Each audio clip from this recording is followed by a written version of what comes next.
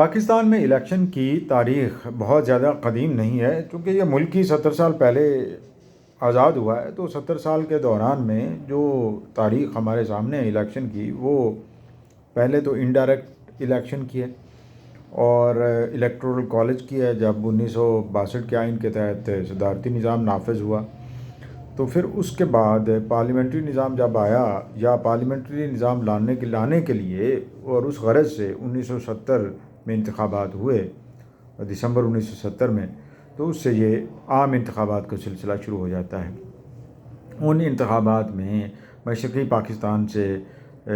عوامی لیگ نے سب سے زیادہ نشستیں لیں، جبکہ مغربی پاکستان جس میں موجودہ پاکستان ہے سارے کا سارا، یہاں سے پیپلز پارٹی سب سے زیادہ نشستیں جیتنے والی جماعت بن کر سامنے آئی۔ اس کے تحت جب سپریشن آف ایسٹ پاکستان ہوا یا فال آف ڈھاکہ ہوا، سقوط ڈھاکہ ہوا، تو اس کے بعد جو باقی بچ گیا پاکستان، اس میں وہی 1970 میں منتخب ہونے والے نمائندے قومی اسمبلی کے اور صوبائی اسمبلیوں کے، وہی آگے حکومتیں بنانے میں کامیاب ہوئے اور یہ 1977 تک سلسلہ چلتا رہا۔ 1977 میں دوبارہ انتخابات ہوئے اور ان انتخابات پر دھاندلی کے الزامات لگ گئے۔ ذوالفقار علی بھٹو جو اس وقت وزیر اعظم پاکستان تھے، ان پر الزام لگا کہ انہوں نے بہت زیادہ دھاندلی کی ہے، اور دھاندلی سے پہلے ان پر الزام یہ بھی لگا کہ انہوں نے اپنے مخالفین کو زیر کرنے کے لیے کئی غیر قانونی حربے بھی استعمال کیے ہیں، اور پھر 1977 کا مارشل لا لگ گیا، ذوالفقار علی بھٹو کی حکومت ختم ہو گئی۔ 1977 کے انتخابات یوں بیکار ثابت ہوئے۔ تو اس کے بعد مارشل لا میں تو یہ طے ہوا تھا کہ 90 دن کے اندر انتخابات ہوں گے، لیکن وہ انتخابات نہیں ہوئے، اور وہ انتخابات جاگے ہوئے 1985 میں، اور وہ بھی غیر جماعتی۔ ان انتخابات میں 1973 کے آئین کے تحت جو انتخابات بنے تھے وہ یا ہوئے، ان کے تحت آزاد امیدوار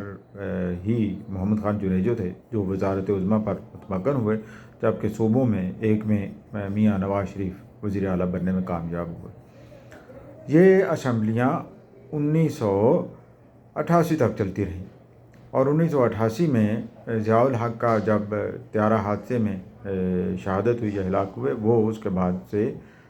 نئی اسمبلیاں آ گئیں، اور 1988 کے انتخابات کے نتیجے میں پاکستان پیپلز پارٹی کی سربراہ اس وقت بے نظیر بھٹو تھیں، اور وہ حکومت بنانے میں کامیاب ہو گئی، اور یوں وفاق میں 1977 کے بعد 1988 میں جا کے بے نظیر بھٹو کی صورت میں پیپلز پارٹی کو اپنا وزیر اعظم ملا۔ 1990 تک یہ اسمبلیاں رہیں، اور 1990 میں اسمبلیاں ڈیزالو کر دیں۔ غلام اسحاق خان اس وقت صدر پاکستان تھے، 58(2)B کو استعمال کرتے، اور اس کے بعد 1990 میں نئے انتخابات ہوئے، اور ان میں میاں نواز شریف وزیر اعظم پاکستان بن گئے اسلامی جمہوری اتحاد کے پلیٹ فارم سے، اور یہ حکومت رہی 1993 تک، اور 1993 میں دوبارہ انتخابات ہوئے تو پاکستان پیپلز پارٹی نے جیت لی حکومت، اور وہ بے نظیر بھٹو دوبارہ یعنی دوسری بار وزیر اعظم بن گئی۔ یہ اسمبلیاں 1997 تک رہیں، اور 1997 میں دوبارہ انتخابات ہوئے، بلکہ کئی بار انتخابات ہوئے، اور ان کے نتیجے میں میاں نواز شریف نے لینڈ سلائڈ وکٹری حاصل کی اور 2/3 اکثریت بھی حاصل کی۔ یہ 1999 تک چلتے رہے سلسلے، یعنی یہ حکومت چلتی رہی، اور 1999 میں دوبارہ یا تیسری بار مارشل لا لگا جنرل پرویز مشرف کا، اور میاں نواز شریف پابند سلاسل کر دیے گئے، اور ان کا خاندان بھی، اور اس طرح کچھ عرصے بعد انہیں ملک سے باہر بھیج دیا گیا زبردستی، اور 2002 میں پھر انتخابات ہوئے۔ ان انتخابات میں پاکستان مسلم لیگ کاف نے زیادہ نشستیں حاصل کی۔ یہ پاکستان مسلم لیگ کاف بنیادی طور پر مسلم لیگ نواز یا اسی سے ہی نکلی تھی، اور اس کے سربراہ اس وقت میاں محمد اظہر تھے جو نون لیگ کے پچھلے دور حکومت میں گورنر پنجاب بھی رہ چکے تھے۔ اچھا، دلچسپ یہ ہے کہ ان 2002 کے انتخابات میں میاں اظہر کوئی سیٹ نہ جیت سکے، اور ان کے مقابلے میں چودھری خاندان جو چودھری آف گجرات ہیں ان کو رہنمائی ملی کاف لیگ کے اندر، اور کاف لیگ کی جانب سے ظفر اللہ خان جمالی وزیر اعظم پاکستان بن گئے۔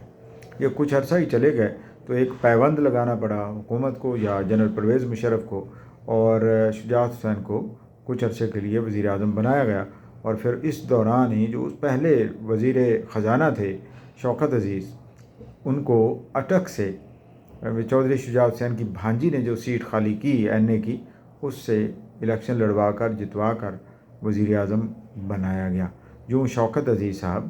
وزیر اعظم بنے اسی 5 سالوں کے دوران۔ جب اس اسمبلی کی مدت ختم ہوئی تو اس وقت لائرز موومنٹ بڑے عروج پر تھی، اور مشرف کو کافی سبکی سامنے کرنی پڑ رہی تھی،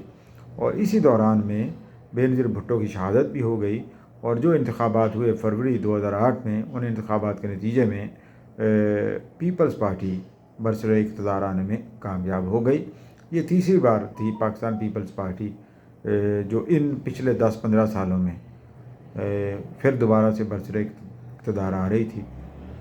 یوسف رضا گیلانی وزیر اعظم بنے، لیکن کچھ ہی عرصہ بعد وہ بھی ڈسکوالیفائی ہو گئے، ایک کورٹ آرڈر کے نتیجے میں، یہ ایک پنشمنٹ کے نتیجے میں، till the rising of the court والی افتخار محمد چودھری صاحب نے جو سزا دی، اس کے بعد راجہ پرویز اشرف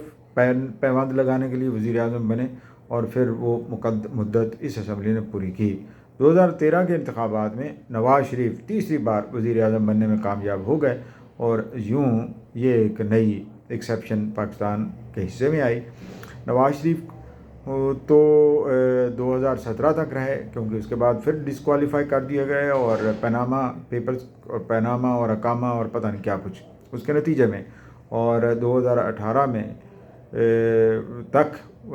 شاہد خاقان عباسی نے پیوند لگا کر وزیر اعظم کا رول ادا کیا۔ اس کے بعد 2018 میں انتخابات ہوئے تو عمران خان پاکستان تحریک انصاف کے چیئرمین وزیر اعظم پاکستان بنے، اور وہ 2018 سے لے کر 2022 تک رہے، اور 2022 میں پھر نو کانفیڈنس ہوا ان کے خلاف، اور نو کانفیڈنس کے نتیجے میں ان کی وزارت جاتی رہی، اور ان کی جگہ شہباز شریف وزیر اعظم پاکستان بن گیا اگلے 16 مہینوں کے لیے۔